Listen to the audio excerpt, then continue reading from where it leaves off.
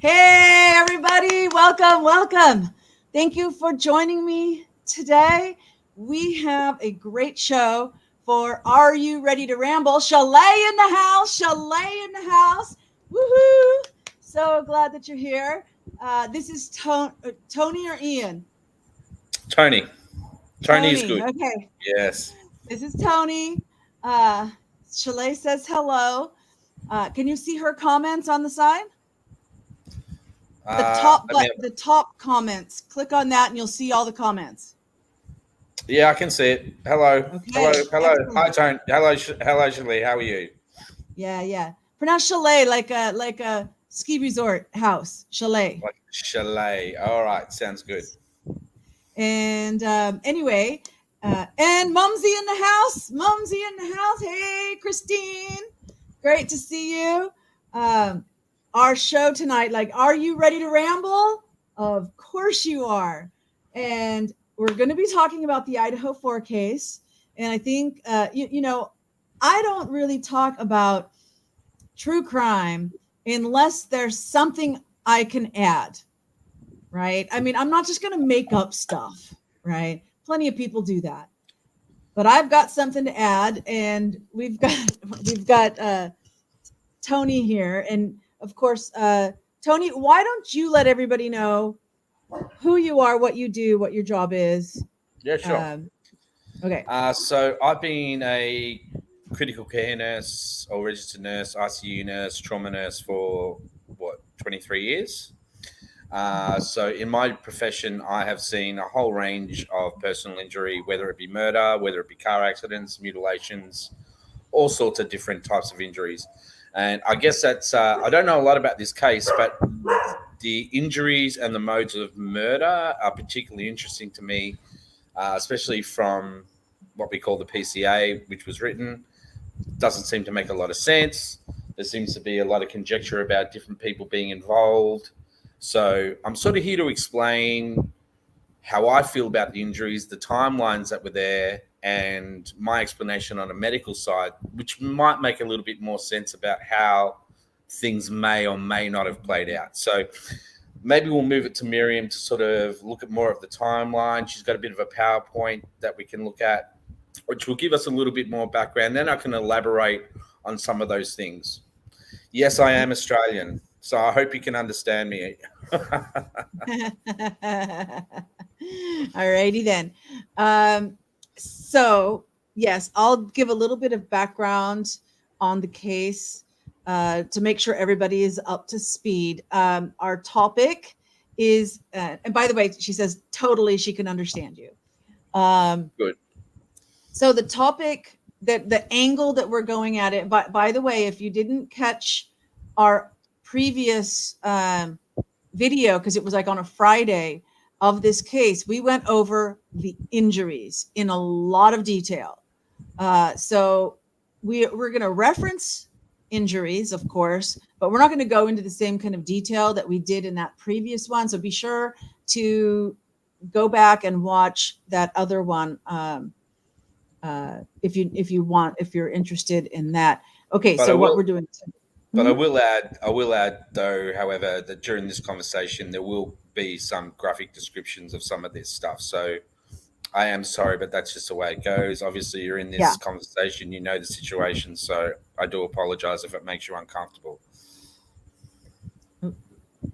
Wrong one. Wait.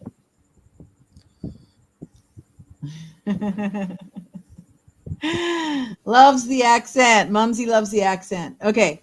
And I do have that kind of disclaimer on the thumbnail. So even as people watch on replay, Sure. there is that notice about the graphic. I'm going to be actively trying. Ooh, did I get it? Is that like a little spot of blood on my finger from killing it? Good shot. Good shot. Good shot. Yay. And you think there's only one mosquito, and then you get it, and you see it. Okay, I got it, and then there's still another one. No. No. It's frustrating sometimes. But okay, so our our angle is about who could have done this. We're going to explore the theories about who could have done this, and based on what we know about the injuries and stuff, what Absolutely. is most likely. So we're going to be looking at lone killer, drug cartel, and frat boys. Those are the three the three theories that we are going to explore. All right. So I am going to add my presentation to the stage. See, there's the little graphic warming. It Graphic could be warning. a warming or a Yeah, warning. forget global warming. It's graphic warming. All right. So next slide. Here's a little, it goes also, Tony also goes by Ian, ICU trauma, CCRN, giving us the medical perspective on the Idaho 4 case. Okay, so the victims, just in case anybody doesn't know, we've got first up Kaylee Gonzalez, 21. She was a sorority sister of Alpha Phi. That's even small for me to read. She was a senior. She majored in general studies at the College of Letters, Arts, and Social Sciences. 3 weeks prior to the murders, she broke up with Jack DeCour. They had been together for 5 years. She had been complaining of a stalker. She had already moved out of the house, and she was going to be moving to Texas for her new job. And she had custody of Murphy the dog that her and Jack had shared together. But she had the current custody, and I think she was planning on taking Murphy to Texas. Whether or not that plays into any of these theories or not, that's the background. Maddie Mogan, 21, Pi Beta Phi senior, majoring in marketing, and I don't know if she was still with her boyfriend Jake, but as recently as the spring break in 2022 or 2023, I'm not sure. She went to visit her boyfriend Jake in Boise. Okay, so she had a boyfriend named Jake at some point. Xana Kernodle was 20, Pi Beta Phi sorority sister. She was a junior. She was also majoring in marketing, and she's the girlfriend of Ethan. They were childhood friends. Okay, so they knew each other for a long, long time. Now, Ethan Chapin was 20. He was a Sigma Chi fraternity brother. He was majoring in sports management, and he was also a triplet. His siblings were Maisie and Hunter, who were also students at University of Idaho. Okay, so I think that wraps up who the victims were. Okay. So the surviving housemates, survivors and housemates. Sorry, that got cut off by the picture a little bit. The two key survivors, known as survivors, were Dylan Mortensen, 21. She had a boyfriend named Quinn Kelly, just in case his name ever comes up anywhere. Like, I don't know. Her mother is a lawyer and is licensed to practice in both California and Idaho. She was a freshman. And so everyone else had already kind of been part of university life. And then she was like brand new on the scene. She was a freshman because the school year starts in September, and the murders happened in November. So she was brand new. She hadn't been friends with everybody for a long time yet. And I did find information that she did receive a bid to join Pi Beta Phi in August of 2022. There I have 2022 again. I wonder if that's supposed to be 2023. No, I'm not sure. Okay. And then Bethany Funk was a member of Pi Beta Phi, and she was a sophomore. And I don't know exactly. I couldn't find how old she was. There was a previous housemate named Ruby S., and Dylan had rented her room. So the room that Dylan came in to rent was previously occupied by Ruby S., And just another name of note was Hannah Clear. She's the girl that committed suicide. That, as far as we know, I mean, that could be suspicious whether it was suicide or not. I'm not well versed in that, but it was declared a suicide, but she was being bullied. And she's not all pretty and blonde and stuff. She was heavier. She had dark hair. Xana had dark hair, but not the blonde bombshell look like all these other girls, right? And she used to live in the house previously as well. Okay. Next slide. So this is where you're going to come in, Tony, because we are going to talk about the lone killer theory. Now, this is the theory being put forth by the police, that there was a lone killer, and that lone killer was Brian Kohberger, who was 28. He was a PhD student at University of Washington and originally from Pennsylvania. He was a criminology student. I probably should have added that. And so the police did arrest him late December, like December 28th or 29th, something like that. He was arrested. So 6 weeks after the murders were November 13th, December 13th, another couple of weeks. So yeah, about 6 weeks after. So I will run through the timeline as presented by the police, and then Tony, you give your perspective, whatever parts of it then you want to contribute to. Okay. Absolutely. Yeah, sure. Okay. So according to the police and like the prosecution, what they are saying happened is that Brian Kohberger, who is a vegan, would go to the restaurant where Maddie worked, and the Mad Greek, I believe it's called. And it's a very popular vegan restaurant for college students of both University of Washington and University of Idaho to go to, because Moscow is a little bit larger town than the University of Washington is. Okay. They're just across the border from each other. And so they're saying he became fixated on her, that he is an incel type, involuntarily celibate. Where's the proof of that fixation? Only the only thing they have is that they have proof that he ate at the restaurant. People that work at the restaurant recognized him as being someone they had waited on. Okay, so how many? Yeah, okay, yeah, okay. Okay. So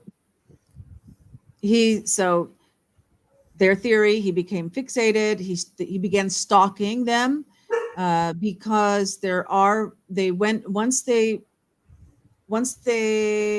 believed that he was their man, and they started requesting more forensic things, including phone pings from the phone company. And so they discovered that he had traveled to Moscow. He pinged in Moscow on 2 or 3 or 4 occasions prior to the murders, like every couple of weeks. And so they believe that he was stalking them at that time. But that's still really, he could have just been going to the restaurant. Exactly. It's inadmissible, really. It's just conjecture. Yeah.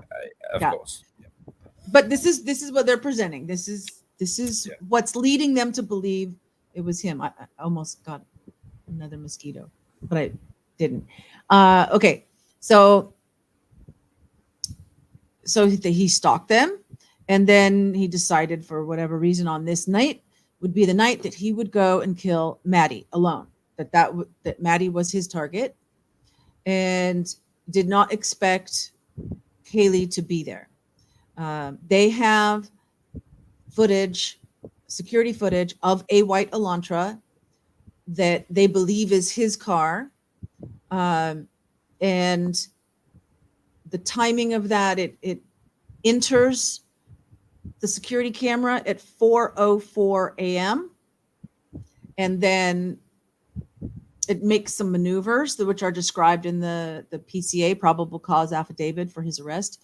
It makes some maneuvers, and then it goes off screen, at which time they're saying that he proceeded to wherever he went to park, and then left the car, committed the murders, went back to his car, and then drove away and was seen back in the camera at 4:20.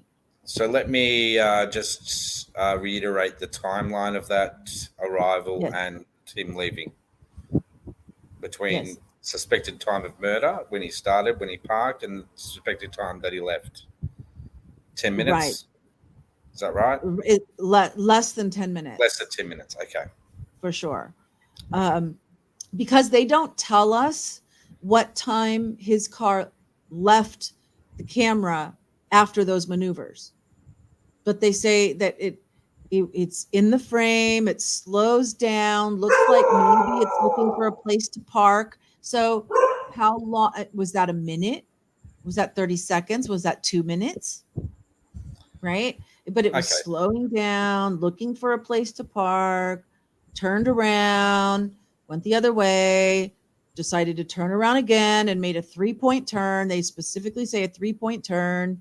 None of this fast, right? So it entered the camera. But we're talking about a criminology student here. So these kind of maneuvers and things like this, he would definitely be conscious of what he was doing. So he would definitely. And they're saying he stalked it, so he would know where he was going, and. But he would know where he'd been recorded. He would know if he was a criminology. He would have the skill to know, to be able to make sure that evidence wasn't possibly ever there, which makes me feel that this guy may have nothing to do with it. But keep going. Right. So that is less than 10 minutes. By the time he left in the beginning, and then parked his car, got out of the car, got into the house, committed the murders, left the house, got back in his car, and then was seen driving away quickly at 4:20. So this car, which they cannot identify the driver, they cannot identify the license plates. And if you have it going both directions, it seems like one of the directions you would have gotten back, because there was no front license plate, only a back license plate. Okay. But anyway, so that's so in the lone killer police theory, those murders had to have been committed in less than 10 minutes. So go. Okay. So let's start with the initial mutilation murders. I guess the ones where the certain people were hamstrung and mutilated. Okay. So just to refresh your memory, Kaylee is the one that was mutilated, unrecognizable, and Ethan is the one that was hamstrung. Okay. And the two above were the ones that were not mutilated, but... No. So you have third floor, Kaylee and Maddie. Yep. Right. Let me walk through this part as the lone killer. Maddie's the target. He enters the house. He goes upstairs. He murders Maddie first because she's on the outside of the bed and Kaylee was against the wall.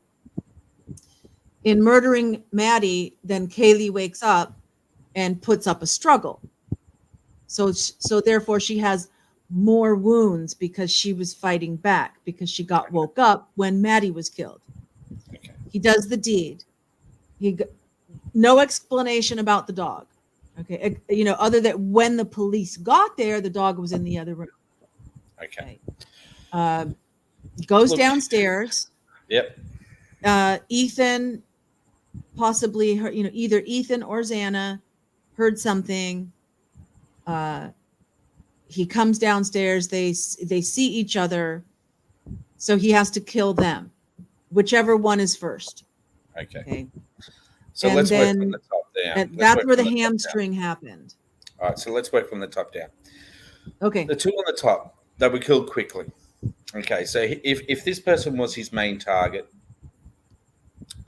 I highly doubt that that's the case. Obviously, this person, he has studied criminology. He doesn't study anatomy. He's studying the psychology of criminology and the way that criminology and criminals think. Okay, so there would be some education in the way of making a murder seem planned out. These two people were killed quickly in order to shut them up. Okay, they were there.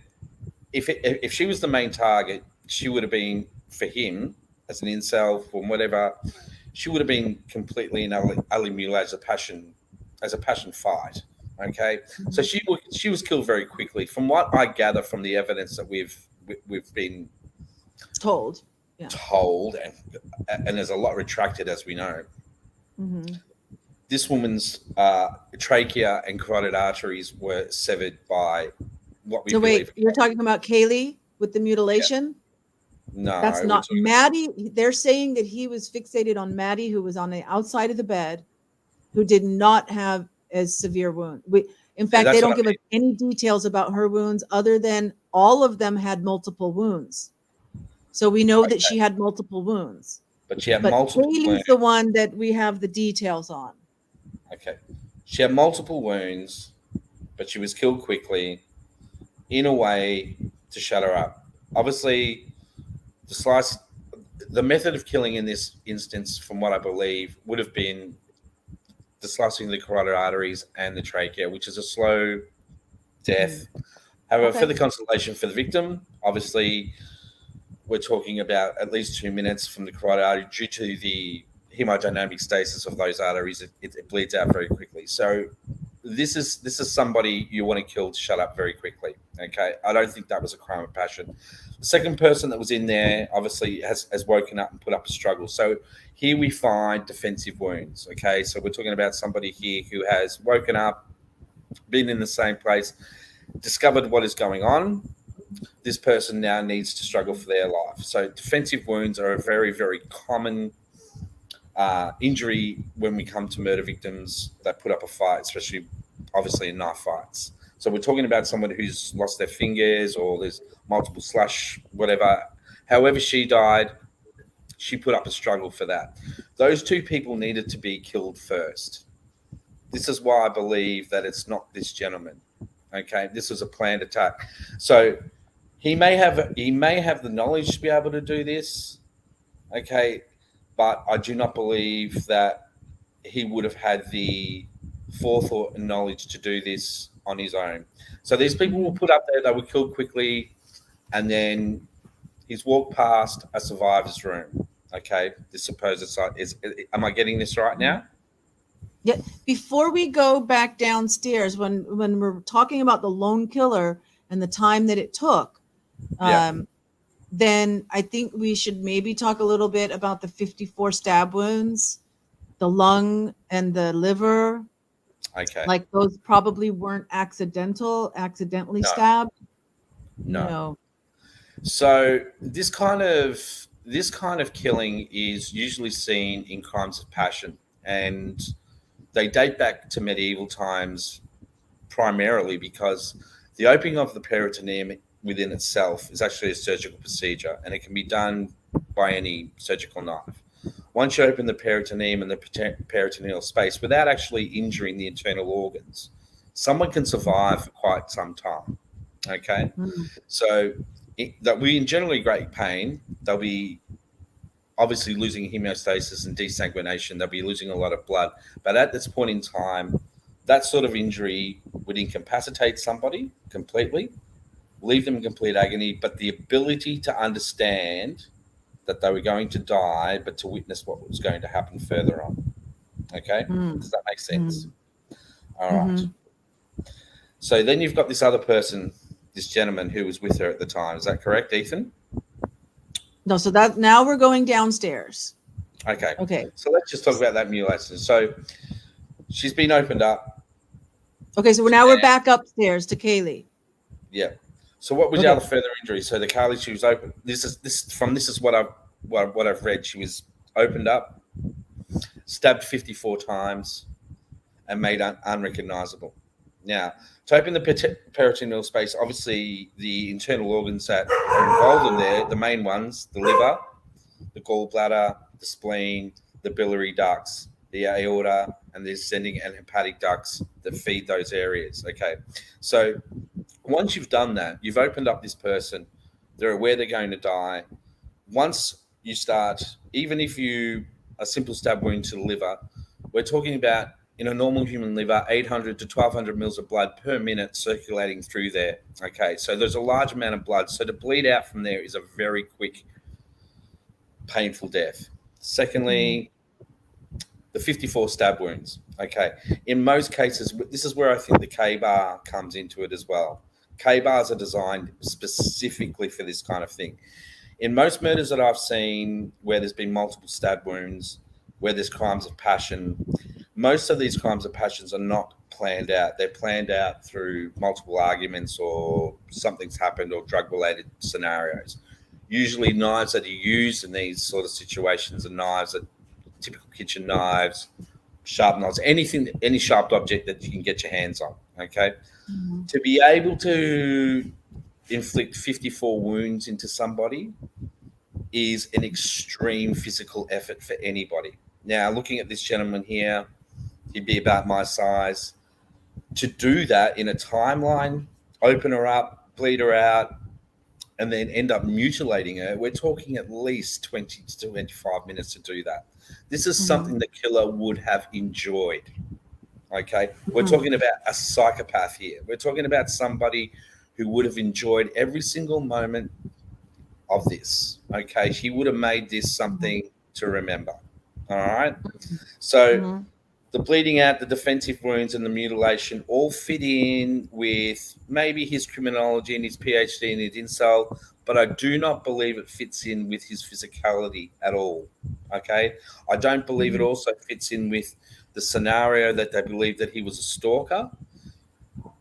It just doesn't fit in, okay? So we're talking about 54 times. Usually when we're talking about a normal blade, these blades break without a doubt. When you're trying to break through human bone for a start, even through the sternum, we're talking about extreme physical effort in order to do that. Most of the time, these blades will either snap or break or bend. And normally the killer who has inflicted the injury will also inflict self-injury to themselves. That is without a doubt one of the biggest parts where police will look at. They will look at the self-inflicted injuries that were accidentally made during that murder. Okay? There has never been in my career that I've never seen where someone has murdered someone, not even to the extent of this, where there hasn't been a defensive wound from the victim, or there hasn't been a accidental wound from the murderer. They're the two main things that police look at. They're redacted in the. So I have never seen any of that in the evidence whatsoever, and there's nothing that suggests that that's happened to him. That would have been one of the first things I would have investigated. Okay, so then there's a lack of evidence also in this vehicle, which is another thing that we'll get to later. Okay, so that's my theory on that particular on those two particular murders. Haley's injuries alone make their timeline almost not usable for, and whether it's Brian Koberger or someone else, it wouldn't be a lone killer because that was driving that white car. It could have been a lone killer. It could have been a lone. I do believe it was a lone killer, but I do not believe it was him. However, he has in that time frame. In that time frame. However, he does have the knowledge to be able to maybe convince someone or teach someone or bring someone to the point where they leave no DNA to make it look like it's not him. So he may have that knowledge. I'm not too sure on the criminology side. I'm not too sure on that, but he may have the knowledge, but I highly, highly doubt that without any injuries on him, without any real physical DNA, and without any real motive, because the motive is so weak. Well, especially when we get down to Ethan. Exactly. Because if he's just killing those two to get away, he he's accomplished his mission. He's killed Maddie, who he was obsessed with, and then now he just encountered Ethan. But And that's conjecture that he's obsessed with to her. kill them to get out. That's their theory. Look, he's done what he's done. Look, he's killed. Okay, let's assume it's him. Okay, he's killed Maddie. He's killed this person that he's obsessed with, which I find highly improbable. I don't know what his criminal past is beforehand. Whether there's been any. There's nothing said. There's nothing that's would suggest to me that this gentleman would even consider that, even if he was no violent tendencies, no fights, no nothing. No assault, no history. Not one person ever came out and said he was violent with them. They just said, like people he dated said, well, he kind of, I just got a bad, I didn't like the vibe, but he never got violent with anyone. No witness. Okay, so even as an incident, it just doesn't make sense to me. If he was obsessed with her, stalking her, maybe he just didn't have the ability or the confidence to go up to her, but it just doesn't suggest that he would go out after such short meetings with this person, becoming obsessed with her to the point of wanting to murder her. There would have to be some motive or something in him that clicked, or something that happened between them that would order him for him to actually act so violently. There's no record of them dating or anything like that. Only that he ate at the restaurant. That's the only. Well, that's very, very, very weak. That's a very, very weak motive. Okay. So here we go. We've killed the two. He's done the mutilation. Okay. Maybe the mutilation side of it also was a revenge on Maddie. Maybe it was a signal. Maybe it was the frustration that he wanted to get out on her. Maybe he didn't want to disfigure her. Maybe he wanted to leave her the way she was in that state. That beautiful state of death. That is a psychological part of sometimes with this psychopathy. Murder, where they will kill somebody, but they will not mutilate the body. Normally, when these murders occur, there's usually necrophilic tendencies involved as well, and there doesn't seem to be any of that involved either, which also suggests, if that was the case, where's the DNA? So that again rules out. Okay, police did say there was no sexual assault. There you go. Okay, the mutilation part, that makes me feel like this is the killer was a trained. This is somebody who was trained to do this. They knew what they were doing. Okay. Now playing devil's advocate, I don't know whether the lights were on or off, but if the lights were off, they both look very similar. As in the wounds themselves. No, like in their Instagram and they look very similar.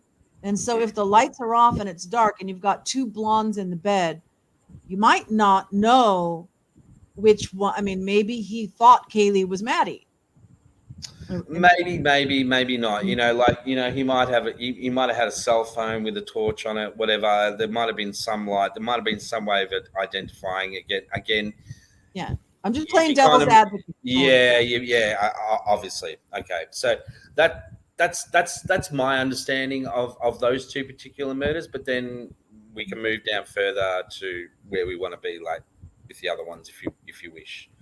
Yes. Okay. So now lone killer theory. He's come downstairs. He's confronted either by, hey, I think I heard somebody in the house. Ethan, being the guy, gets up to go check, and he confronts Ethan first, or Xana with her DoorDash, if that even happened. Obviously a DoorDash was delivered. Someone came forward and said they delivered a DoorDash, right?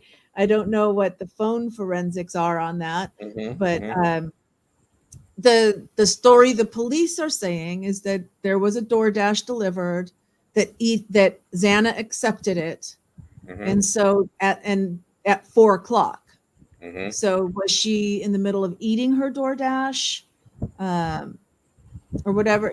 So it's possible he saw her first. We don't know which one they saw. Again, I understand what you're saying. Again, it's all very So what do you conjecture. think how would it, if it was a lone killer, how would it unfold? Well, I want to kill the male first. Hmm. Okay, so you've got a Kill man him there. or disable him? You've disabled him, but you're killing him at the same time, and you're probably disabling him to make him witness what was going on as well, which is also sort of leading me to believe that this may be an organized killer. So I've explained this before in the past that hamstringing is a very, very rare form of torture.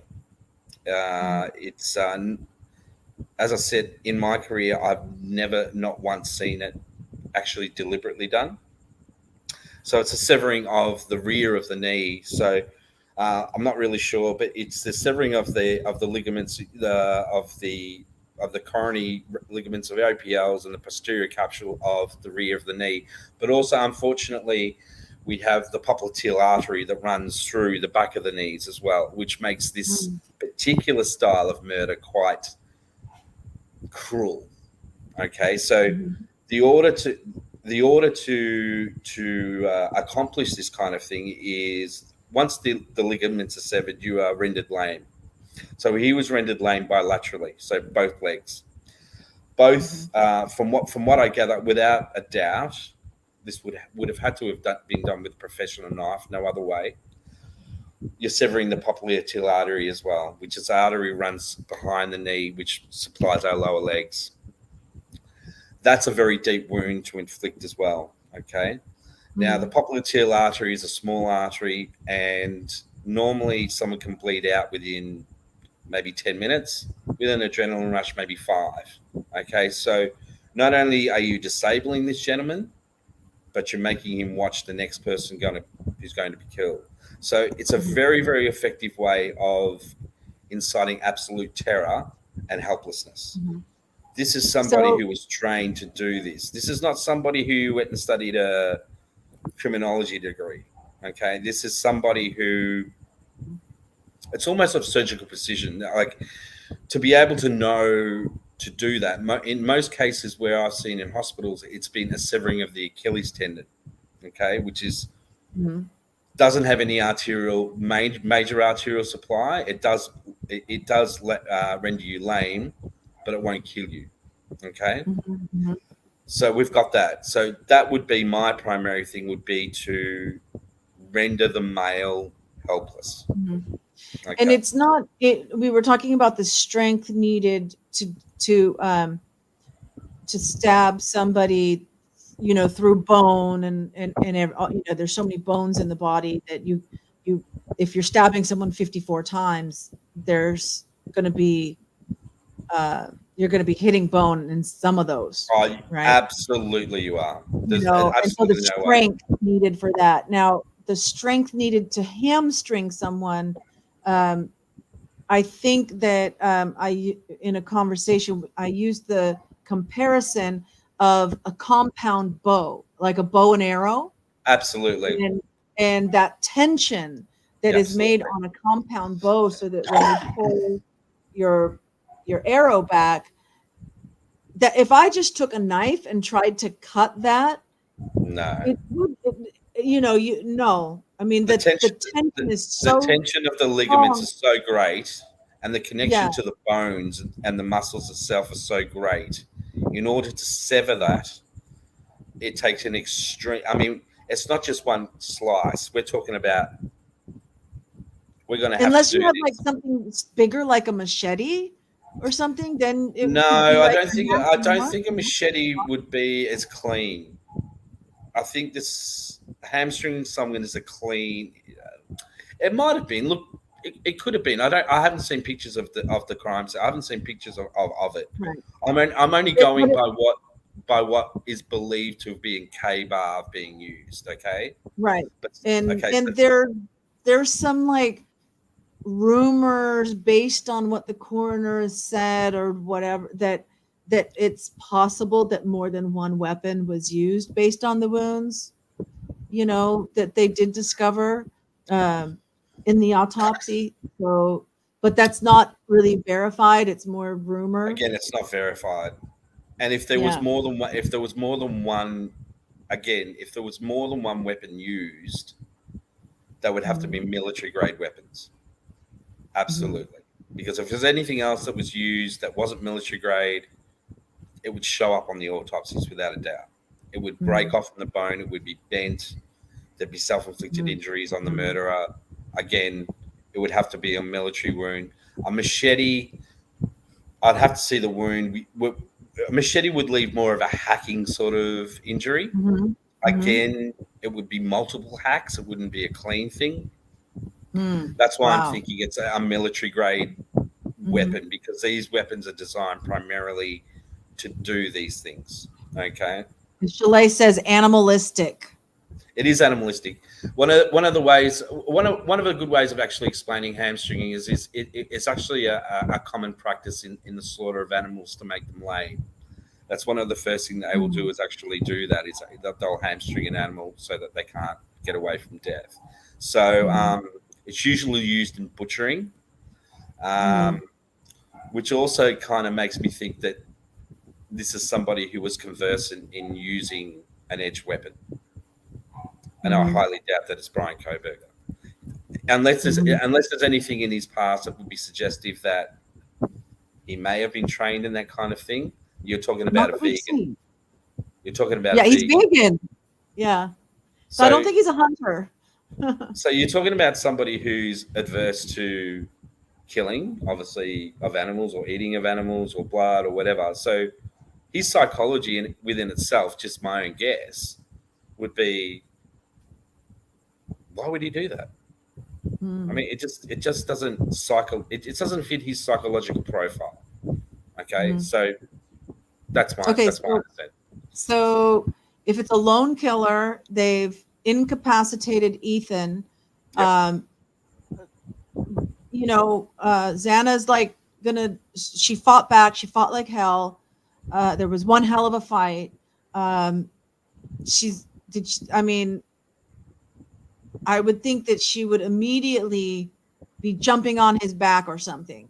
Absolutely. How would a lone person be able to deal with Ethan while Xana is coming at him? Easy. What are some possibilities? Okay, you get a second weapon, a second threat weapon, easily. All you got to do, look, if this is somebody who's trained in this, and you're going to kill with an edge weapon, you bring a second weapon there, say a gun, for instance. As soon as you point a gun at somebody, the instant reaction is they're going to fight back.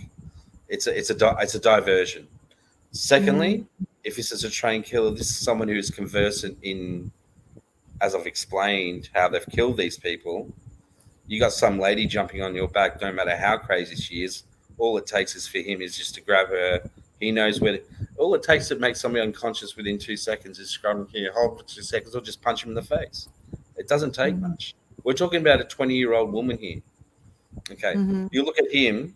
There is absolutely no way I believe that he could be He would be possibly physically able to fight off 2 people and not be injured by that. It would just be one of the first thing the police would have to have looked at was, is there any defensive wounds sitting on him, okay, from these murders? And from what we know, there's none, okay? So... You just made me think of something really interesting.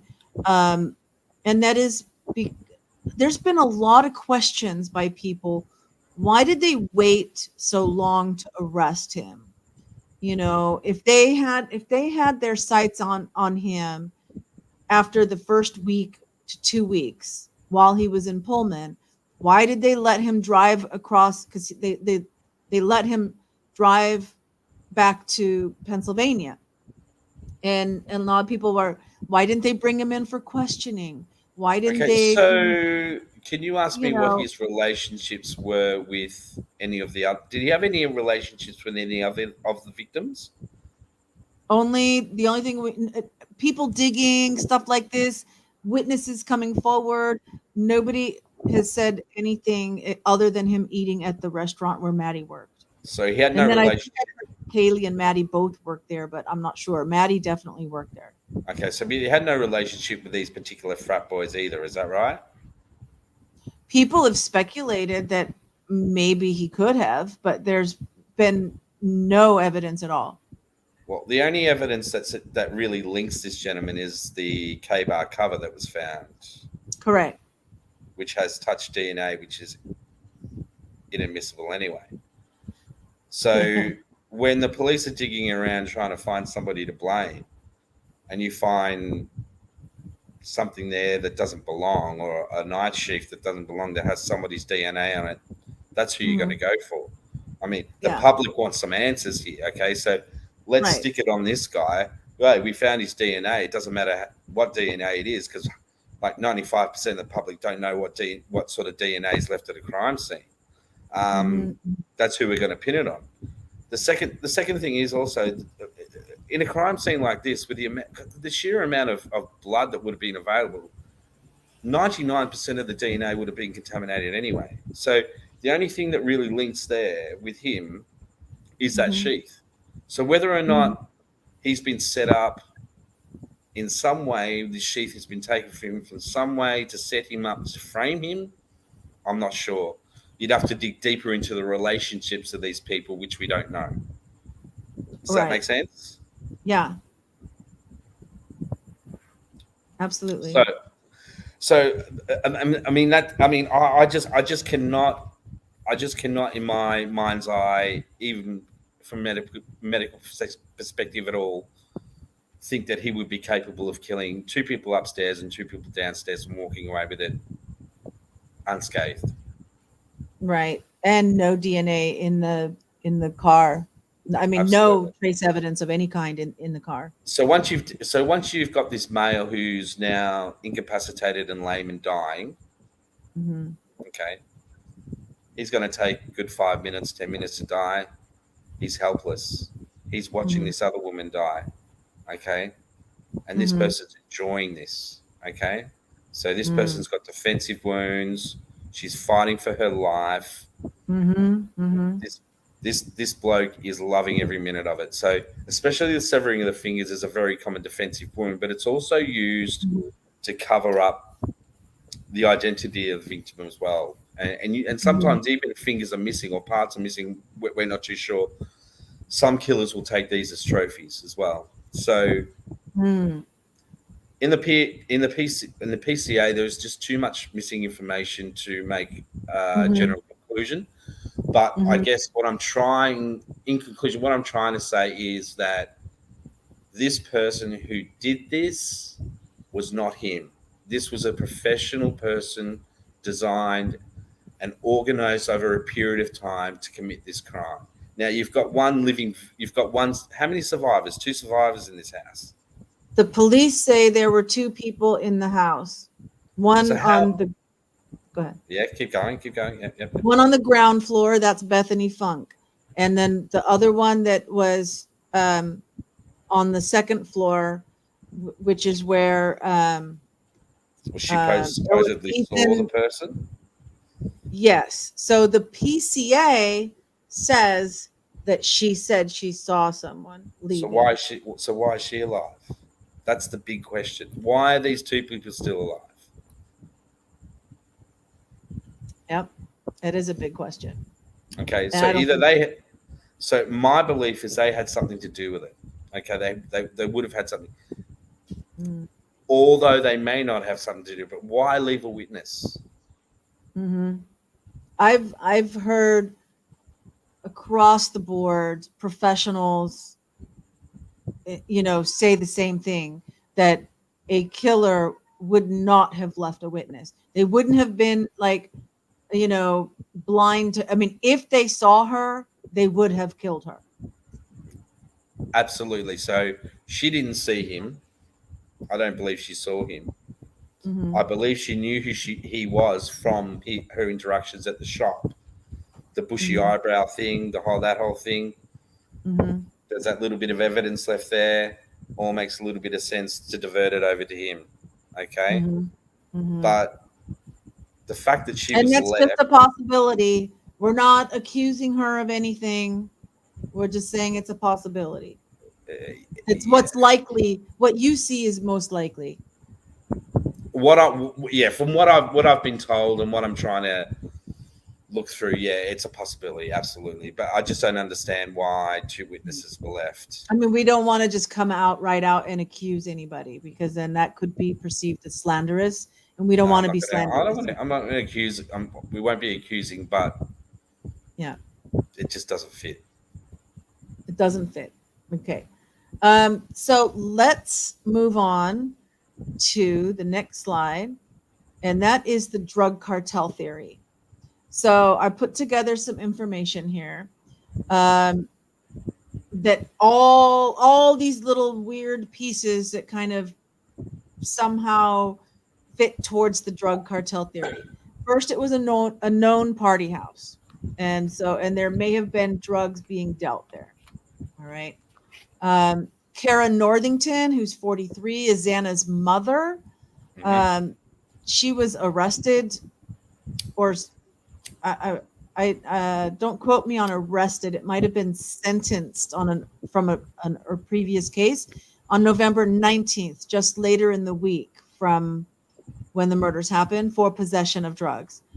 And then by February 24th, a couple of months after, about 3 months after, she was in custody. She said she was using the drugs because she relapsed after the murders. She couldn't deal with it and she relapsed. That's fair Um, enough. Yeah, it's fair yeah, enough. fair enough. She's been out. I mean, in the last year, the past few months, she's been out and has done a lot of interviews and talking about what she thinks may or may not have happened.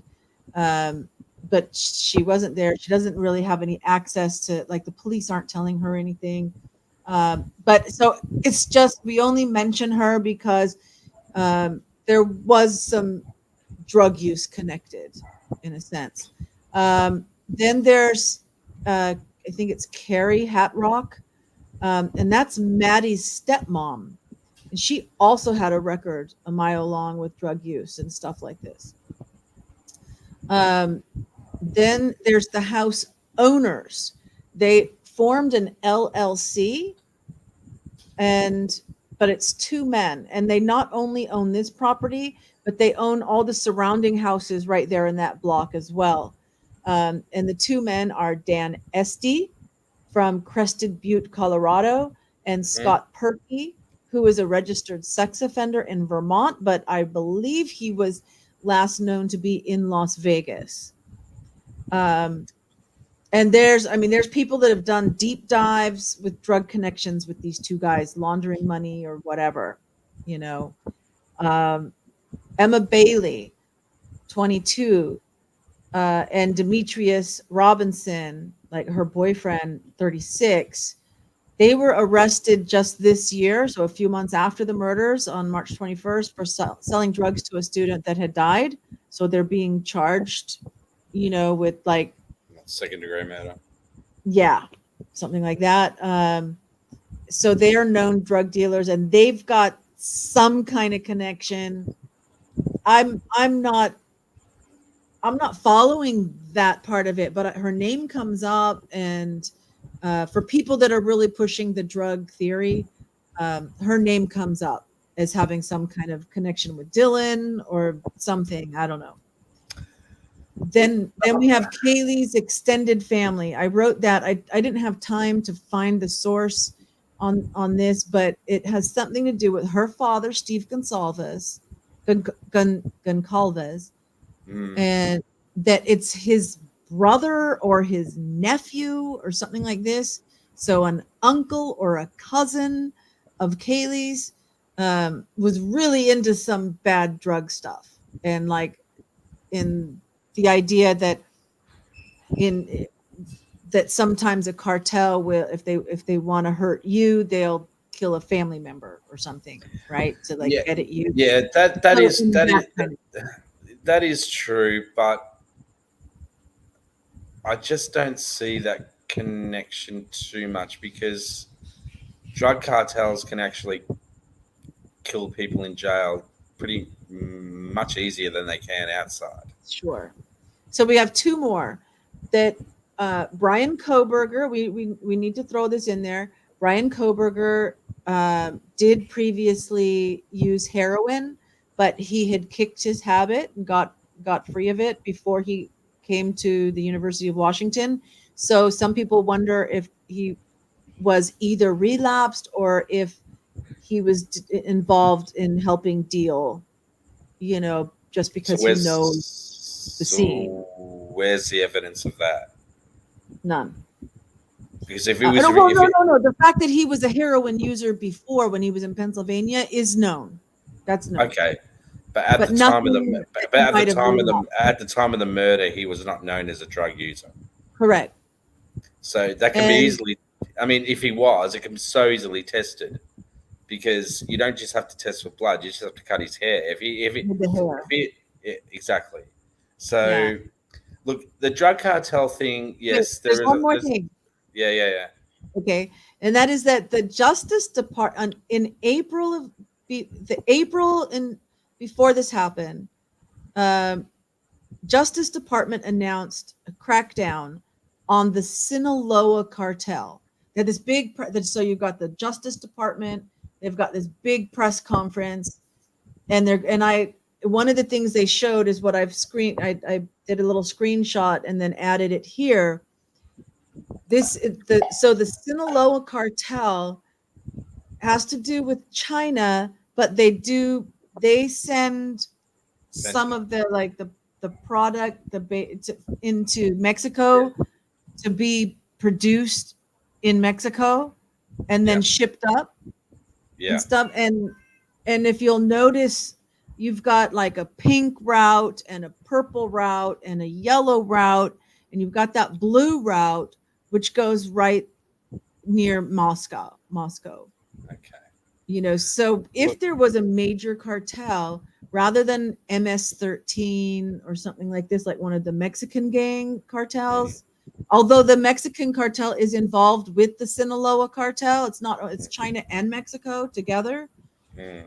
And they deal with fentanyl, and fentanyl is one of the things that's like really a big problem statistically Well, in Moscow and in the that's why I counties. think that maybe that was instigated to reduce the amount of fentanyl being used in these drugs because, as I've explained to you before, Mm. I think the drug that theory is that fentanyl is like 1,000 times more powerful than morphine. Okay, so Mm. once you add that to heroin, the easiness of somebody overdosing is huge. And obviously, in America, you've got such a massive opiate problem. Mhm. Um, I believe that would have been a. Goodness. I think that probably would have been something done in order to try and control the influx of fentanyl. I Mhm. don't know whether or not that's got something to do with the murders. I just can't see the link in that. I think that would have been done out of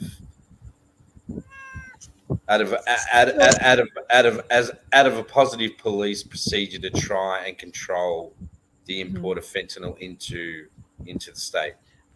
Well, yeah, no, this was I mean, they announced that this crackdown was that they were going to crack down in April, and then the murders happened in November. Okay. But Mm, it just brings out the fact that this cartel is operating in the area. mm, mm, It's mm, mm. is my biggest takeaway from that. But one other piece of information not on the slide is that there are now rumors being talked about that maybe what Maddie was talking about or Maddie and Kaylee were saying, what did you tell Adam? I told Adam everything. That maybe that one of them, Maddie or Kaylee, found drugs and flushed them down the toilet. And now that big supply It's is gone. missing with no money. and then the cartel would be involved.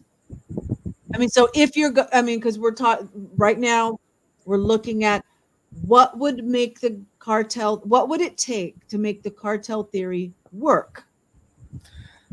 Well, you either got two choices. You either pay the money Mm-hmm. for the missing drugs, or they come and or they kill you. This is one of two. It's And just no then other this option. would make sense with the police saying that the house was targeted in the originally. Yeah, and that can be true also with the method of murder as well, because as I said, cartel murderers are very adept in what they're doing. So, as I said, like the hamstringing and the opening of the peritoneum, these are very common cartel styles of torture because they leave the victim alive for quite a long period of time. So Mm-hmm. maybe there is that link, but you do have that chance of turning up with that money to make things better. But Mm-hmm. whether you're talking about 20, 21-year-old students being able to come up with that sort of money, yeah, well, that's a whole different story, isn't it? Right. Um, so So this is a possibility. it is a possibility, but I do believe if the people who you've marked down here, these relations who Mm-hmm. may have something to do with this cartel or Mm-hmm. being involved with this cartel, I believe would have been the main victims of murder or Mm-hmm. whatever has happened. Because, as I said, it's much easier to get this done in jail than it is to do it out in the public. But the drug cartel thing, I'd have to look more into it to sort of make more a positive conclusion. Um, Mm-hmm. But so medically, yeah, medically, the injuries look like they could, it would, somebody who's professional would be someone who is a cartel, like a professional cartel, it could that's be a their job. professional cartel killer. It could be a hire killer. It could be anyone. It just it's very easy to find. I mean, you can jump on the dark web and find anyone who'll do it for you. I mean, it's Mhm. not and it's not it's an easy thing to do, but drug cartels do not leave witnesses, regardless. They will Mhm. kill everybody in that house and they'll make them disappear. And the very Mhm. fact that there's no DNA to suggest that anyone was in there, maybe suggesting of a cartel, but even so, it just doesn't seem Well, then it doesn't seem too I credible. mean, because we're looking at this theory, what would it take? So then Dylan and Bethany might not have been in the house. There's rumors of that. It's like, what proof do they have? Do they have a geolocation that they were in that house?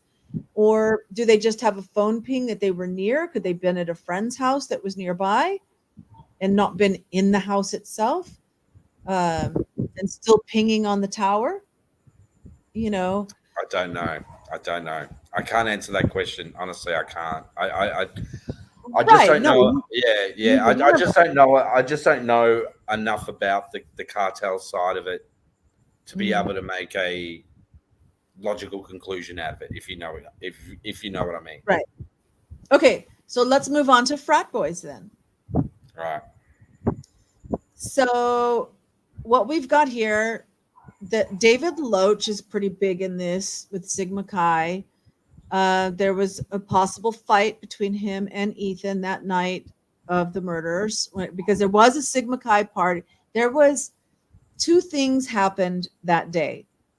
There was like this ceremony thing where they crown a girl to be a female student, usually in a member of a sorority, to be like the mascot, right? Like the female. So they're like an honorary member because they're like, there's a name for it. I don't remember, but is they're like they're crowned the mascot, right? For the year.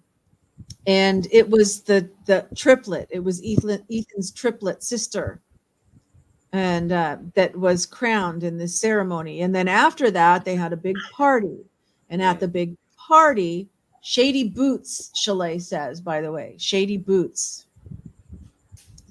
Is that with the drug thing or the frat boys, Chalet?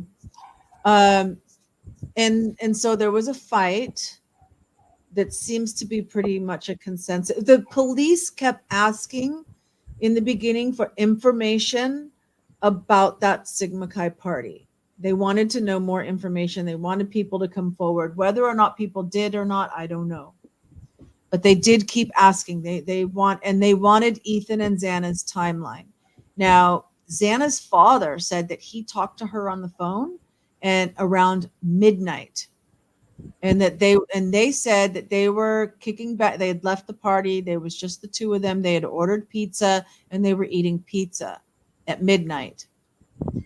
Which then makes me wonder, well, did she really get the munchies that bad that she had to order a DoorDash at 4? Nah.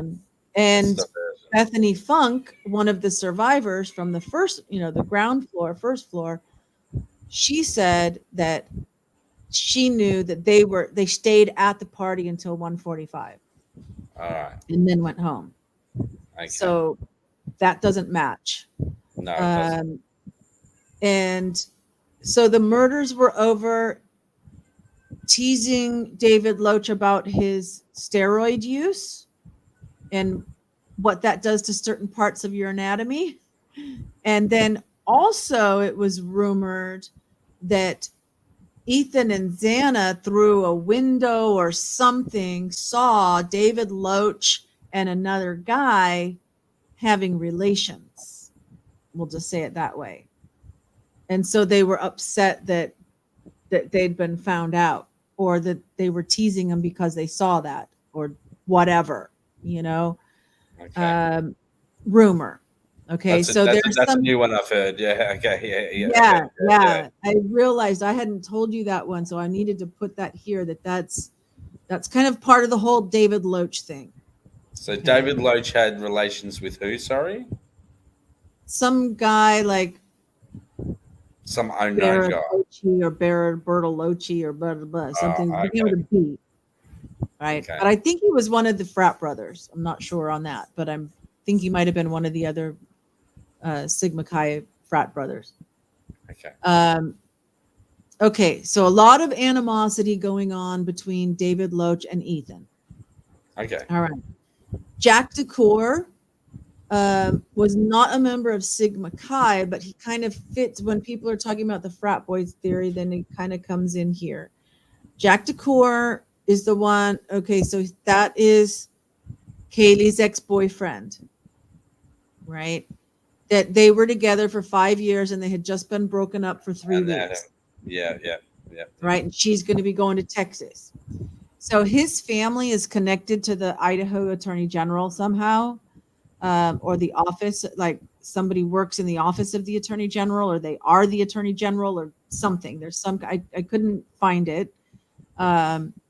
And then he was majoring in mechanical engineering, and he took custody of Murphy after the police had arrived on the scene. So they were calling like animal control to come take Murphy, but then I believe he got there before animal control actually took him from the scene so that he was able to get him. Either that or he picked him up from animal control. But that day he picked up Murphy. There's pictures of him picking up Murphy. So he hadn't left the area. He was still there because remember he was at the Corner Club bar. So he's coming to the house post-murder. Yes. I believe it was I'd have to like look at the pictures again when he was getting Murphy, if it was at the house. Or if you don't know, you don't know whether or not he was actually led into the crime scene or not. No, I don't think so. Okay. I don't think so. And I haven't ever heard of him being one of the people that was called to come over in the morning. But you know what? There's this 8 hours before the police were called. So could he have been there? He didn't need to drive over there. He could just walk over because he's like just a parking lot away where he lived. It was just he could just walk across the parking lot to the house. Yeah. Look, the whole frat boy. Look, I can understand the whole frat boy theory, but again, I'm just going to Oh. shift back to the lack of evidence and the lack of DNA. Okay, Mhm. you're talking about three young men here. One's had a fight. He's he's obviously on steroids. Okay, so let's have a little bit of a chat about what actually these drugs do to, Okay. to men. Okay, And Chalet's saying that this whole thing is suspicious.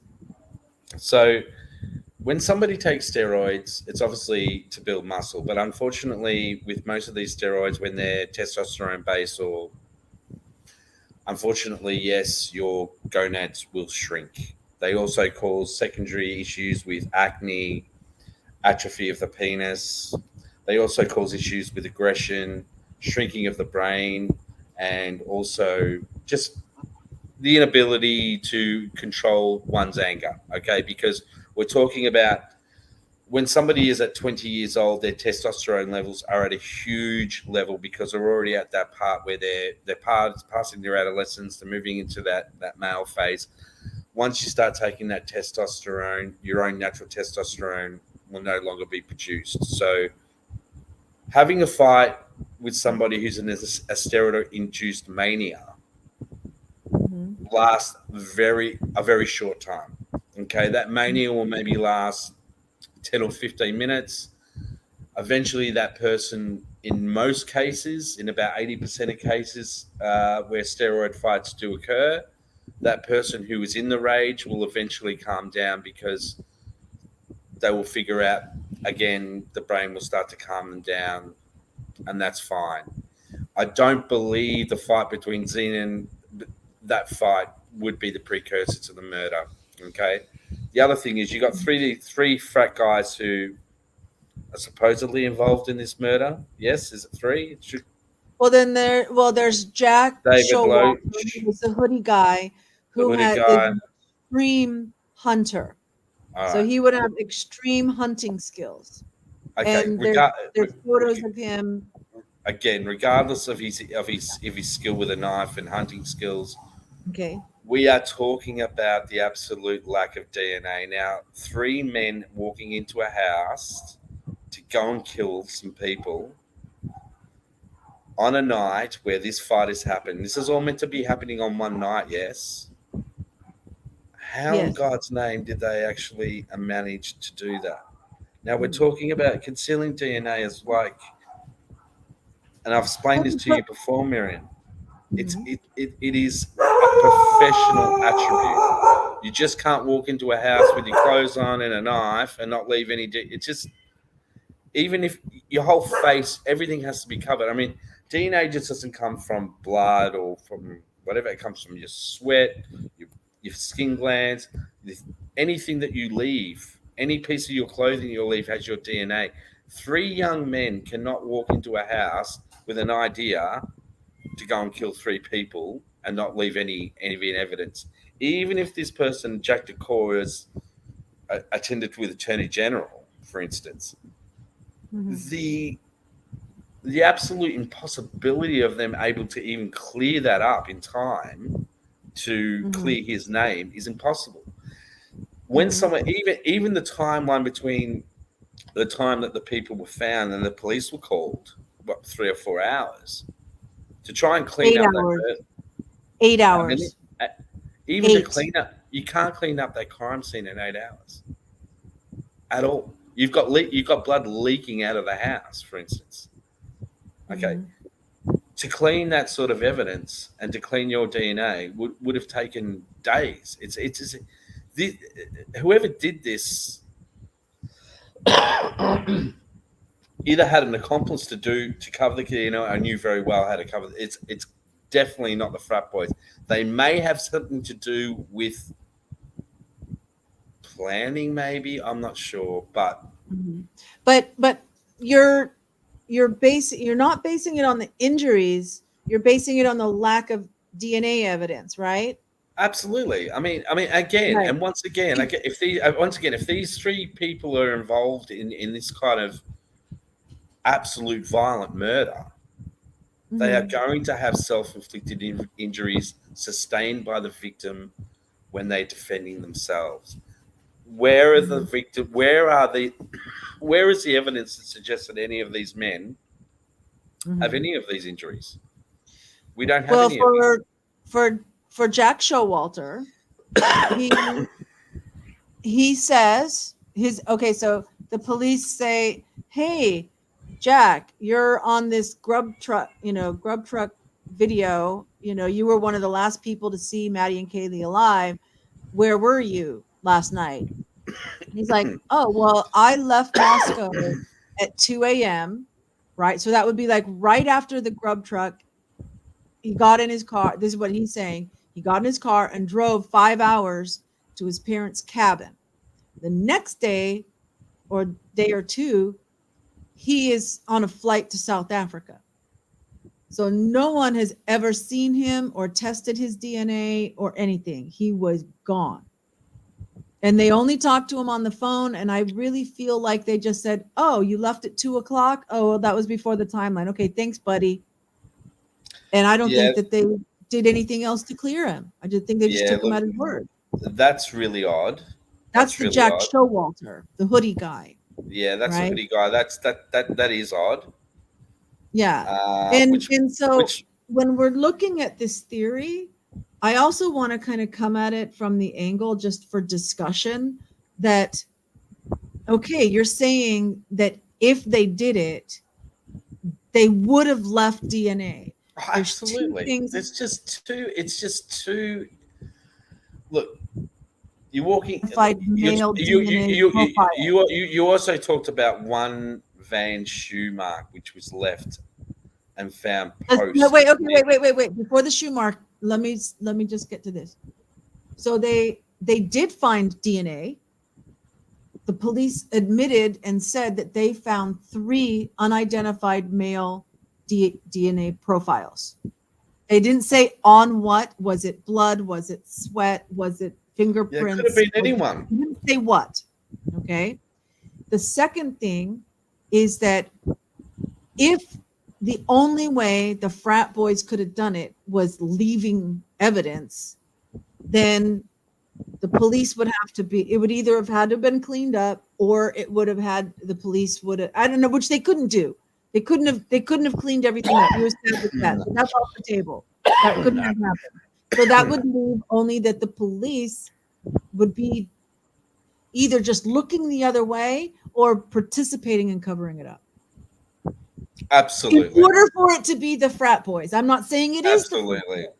If it was the frat boys, right. This would have been a very well planned out, very well trained, planned out situation where somebody taught them how to do this. Mm-hmm. Okay, there is absolutely no way that any of these men, maybe they checked the core, I'm not too sure about because of his connections, and he's left the country very quickly. No, Jack Showalter left the country. Okay, Jack all right. Jack DeCoeur got the dog. Okay, yeah, okay, so he's left. This is okay. So the hoodie guy's left the country. Yeah, that's really odd without gathering any information from him. But it's just an impossibility. You just can't walk into somebody's house with a knife with an intention of killing 4 people and not leaving any trace of it. It just leads back, as I said, and I'll say time and time again, single perpetrator, hired by somebody, planned very, very well. They've picked out somebody that they can frame, and they've picked out the best way of torturing and making this killing send a very, very severe message to somebody. Who that somebody is, that's conjecture. Mm-hmm.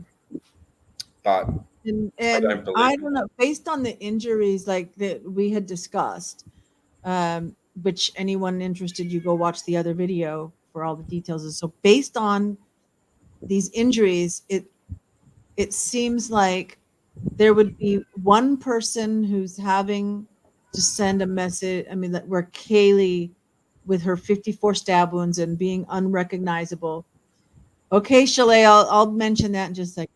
The being unrecognizable and all that. I mean, unless it was just someone paid and was said, I want you to make this person unrecognizable, and I want you to make that person suffer watching his girlfriend. Yeah, And so pretty then much. therefore the hamstring happens. But I don't Mhm. see a motive for both of them. For either, I mean, it's either Kaylee or it's Ethan, but you've got injuries for both of them being a primary target. That's a good question. As I said, I guess it comes back down to the pleasure of having somebody watch you do what you do. Um, the unrecognizable part of it, I guess, has anyone really looked into her family at all? What part of her family? What do you Yeah, mean? this unrecognizable woman. Has anyone looked into her family? What's her connections? Why was she She's so the badly mutilated? she's the one. Okay, well, there's two things. You've got Jack Decor having been broken. I mean, you got to Yeah, figure he's yeah. he's from a high school sweetheart. His high school sweetheart in 5 years has just broken up with him. I think they're probably both 21, you know, and because she's 21. Um, and so he now he can't deal with her breaking. I mean, the potential is there that he can't deal with her breaking up with him and taking the dog and going to Texas. And so then if Dylan is the one that invited her to be there on that night, Mm. then could Jack and Dylan have been together on it, because Dylan kind of might have had a beef with Maddie, but Jack would be the one carrying out. I mean, it's like, yeah, Well, okay, I'll kill Maddie for you. there But would have I'm, to there would have you to know, be, I guess, to make that logical conclusion or to make that logical link. You would have to know his psychology. You would have to know about the relationship. You would have to know what was going on between those two in order for that because to the happen. only thing we have is But no, that stare when he looks at the father on the stage of the memorial, and he gives him this look that's kind of like, yeah, I did it and you can't do anything about it. Kind of look, this weird look, and the dad's just like, just gives this like disgusted look at him, like even shake, just very subtly, kind of does like, oh man, kind of a shake of the head, but just very subtly, you know. That's the only well, psychological stuff. well, okay. Well, so let me moving back on him. He must have known for some time that she was leaving for Texas. That Mhm. this relationship was over. Maybe there is some, and he was adept to hunting and adept to skilling with a knife. Maybe it would lead to him being able to plan this sort of thing where there was a lack of DNA, but still, it just does Or that not there fit. could be DNA that's not being Released, yeah. utilized, And the you other know. thing is also once you get a crime scene where you have contaminated DNA as well, you're Mhm, talking mhm, about a party house as well. The multiple mhm. DNA from multiple males, it's very, very difficult to pin down exactly who that may have been. So, really, in conclusion, for me, something's gone on. Someone's come in there. There's a hired killer. Somebody there who knew what they were doing, did it very well, left the victims who hired them alone, whether or not they were in the house or not. Stories are set very straight. The police are definitely withholding very serious information. There's not enough information to go on the injury, what the weapon was used. We have no pictures of the crime or the mutilation. Mhm. So we're all really going on conjecture. But what I'm saying really is I don't believe it's the frat boys. I don't believe it was our main suspect that's been arrested. I believe that there's a third party involved who was very skilled at knew what he was doing, obviously paid very well, whether it was paid through a drug cartel, through drug money, whatever it happened to be. But that's my conclusion. The injuries are just too well done, too well sustained, and too well planned in order for it to be some 20 or 21-year-old kid, even if he was a hunter or not. That's just that's just how I think. Alrighty then. So let's just get a couple little bonus topics here. Chalet wants us to mention the tunnels under the house. So that relates to the town of Moscow and a lot of towns in these northern states, not just Idaho, but maybe Montana, maybe some in Utah. They will make a steam furnace, and then they make tunnels with pipes that the steam goes through to heat different buildings in the Yeah. area. Right. Okay. Are they And functional? Are they functional? I'm not sure if they're still functional. Maybe. I'm not sure. But so there are plans that you can look at the city of Moscow's website or whatever that show the architectural drawings of these tunnels and where they are and stuff. And so supposedly or possibly there's one of these tunnels going under the house. Now these tunnels aren't huge because it's basically just made for the pipe, but if there needs to be maintenance done on these pipes, the tunnels were made large enough for, workers to go in there and perform maintenance, right? So some people think that there, maybe a fight club, like on a regular basis, there would be fight clubs or there would be satanic rituals. Maybe. This, this sounds very satanic. The murders do sound very satanic. Yes, there is. I do believe that. And we don't know or whatever. I mean, we don't know what additional evidence is part of the crime. She mentions billionaires, cameras, snuff films. I'm guessing you're talking about snuff films. Do you have any comment on that?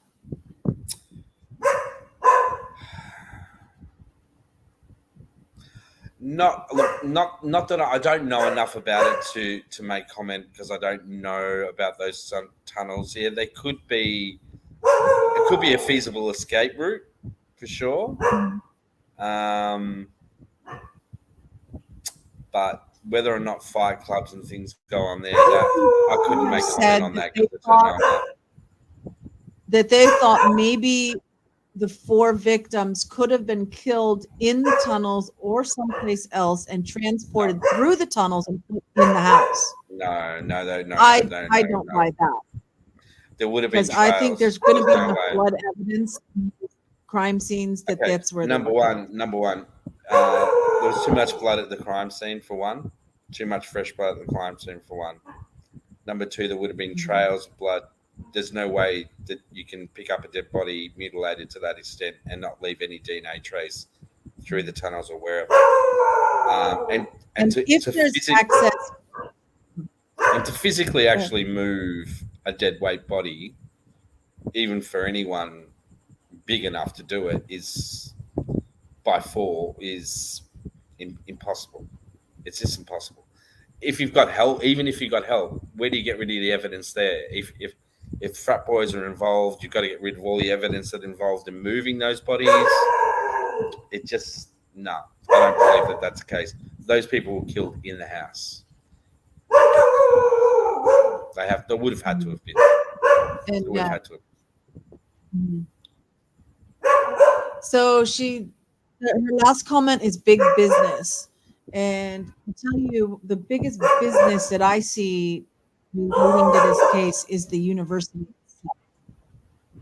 itself. That's so many aspects of the case kind of all tie in with the university as well, and wanting to maintain reputation, wanting to maintain enrollment, etc. Wanting to maintain donations from Sigma Chi alumni. Absolutely. Yeah. And that might have a lot to do with the fact that you've got a lot of redacted evidence. I think obviously your education system runs very differently to ours, where universities are uh, they need the funding, obviously, to keep going. So there may be big business involved in covering up. It's very easy to do. I mean, it's not hard to pay off officials. It's not hard to pay off coroners. It's not hard to do those things in order to keep financial income coming in to keep university going. As you said, the president of this university was also part of this sorority. Was also lived in this house as well. So, I don't know that he was a Sigma Chi but he person, was, but he grew up in this house yeah. where the murders So, happened. Grew up yeah. there. So, big business has a lot to do with it. I would believe the fact that there's so much withheld evidence. I think it really does point to big business. Big business has the money to hire these sorts of people as well, hire assassins that know what they're doing. So if there's any trouble involved, I too believe that that's probably the most feasible kind of avenue of investigation. And that's why I believe that there is so much evidence that has been literally either redacted or just kept away from the public, which And kept makes away from this the defense because the and kept away defense from the den for such a long covered period of 10 time. times. So they're trying to. So basically, they're trying to keep this bloke in jail to break him to eventually confess, and that's why I believe big business has the ability to manipulate legal systems, educational systems in your country. So I believe that that's probably the best and most logical area of investigation that I would be looking at, Mhm. if that makes sense. Excellent. What a great show. Thank you so much. No Is there worries, that's anything fine. else you want to add? And those of you that are watching, if you have any final comments, you have any final questions, please write them now. Yeah, if there's any questions, please ask away. I don't really have any more to add, but if there's anything you'd like to know about the anatomy or anything like that, I'm more than happy to answer those questions. But I guess that kind of leaves my theory at the end. I guess, yeah. Yeah. I think this was an amazing show, and I Well, hope that I'd really like to have you come on and talk about Delphi. I have purposely not given you very much detail. I gave you like kind of a broad or overview that two young girls were killed, yeah. found in the woods. I have not told you Yeah, I know a little bit about details this. Yeah, because yeah, yeah. I want an original reaction from you. Yeah, sure. Learning about some of the details that have come out. And there's autopsy reports to this as well, isn't there? Mm, no, there was a crime scene photo that was um, given to different YouTube creators who all refused to show it online. But Okay. some of them did a sketch of kind of the way that the bodies were laid out. Okay. All right. Mm. Well, look, But let's we let have let. some information. All right. Well, so we'll next one. Let's look at that. Give me a couple of days to do some research, and I'll look at that one next. All right. Yeah. Don't do too much research on Delphi. All right. Well, we'll just leave it at. All right. We'll Yeah. see how we go. I'm putting All right. together. I'll put together a nice slide for you. Sure. Compared to the first show that we did, and the slides just had words. This time I Yeah. had some pictures added and stuff. Yeah. I'll do the Delphi nice. I'll do it good. No worries. And take you through it step by step, but not too long, and get your ideas on what you think might be going on All with right. that. No Well, worries. More than happy to help. yeah. Well, yeah. Chalet says fresh eyes are good. So As I always. It's yeah. always good to have a good perspective on somebody who knows very little about it as well. Yeah. Who's not too influenced with the bigger picture that gets presented. So I hope it helps to a extent. Yeah. And there's been so much over the last year that, ups and downs, ups. Here's some information. Oh, that's debunked. And then here's some information and that's debunked. And let's dig over here. And then like, oh no, that's not, I mean, there's this whole process, and you've kind of got this benefit of, okay, yeah, this little bit is rumor, but it's, maybe possible. And like these are the things that were found throughout the year, Yeah. Yeah. you Yeah. Yeah. know, and Absolutely. and the things that were debunked that we don't have to deal with, Look, I guess in any crime, it has to be proof beyond doubt. There has to be proof beyond doubt. The evidence there just does not prove beyond doubt that your main suspect is the killer. It's just not it. He's just not him. Yeah. That's all I can say. All Okay. right, shall Thank we you leave for it your there? opinion, which is your opinion, That's my and opinion. we value your opinion here. Of course, no problem. All right, well, peace out, guys.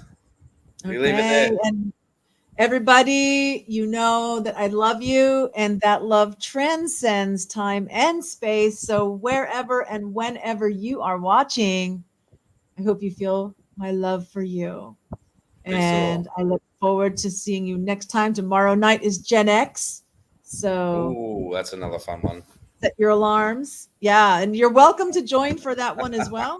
I can have up to 10 people at the same time. Well, I'm the end of Gen X, so maybe we can get this nice little perspective between one end and the other. There you go. And Mumsy stayed with us the whole time. Thank you so much. So kisses from Chalet. She's got the peace sign. She's got a heart. Mom says bye and hugs. So, yeah. See you guys again tomorrow. Same See you bat time, guys. same bat channel. Take it easy, guys. Bye. Bye.